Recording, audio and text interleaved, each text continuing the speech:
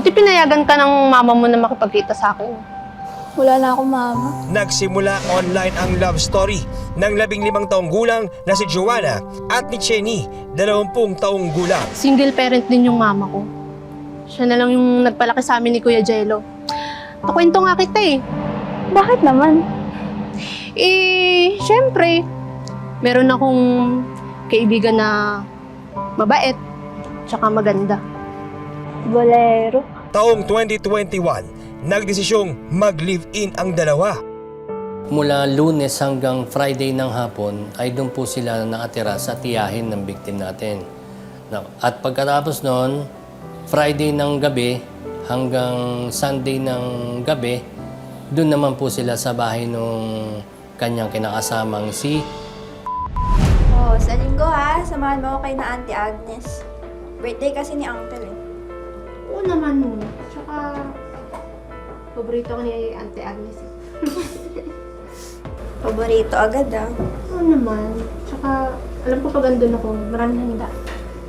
Nag-extra ako sa kanila kasi gusto ko nga sariling pera. Wala naman po kasing pasok noon, bakasyon noon. Doon po ako natutulog.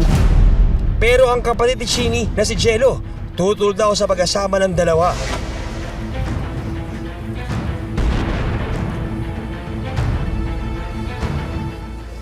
Kuya Jello? Bakit?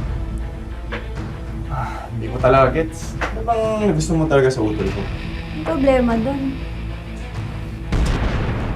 Tumboy naman yun. Hindi ka makapaligaya nun. Ang victim po natin ay nirerespeto niya ang kuya ng kanyang kinakasama.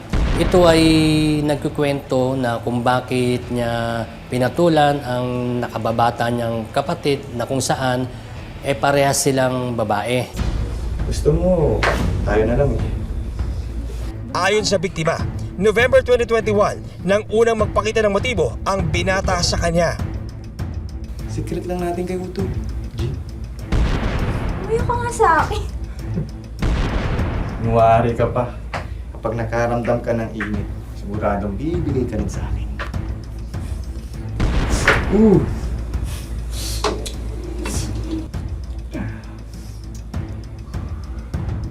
Uuwi siya. Nasasaktuhan talagang walang tao pag umuwi siya.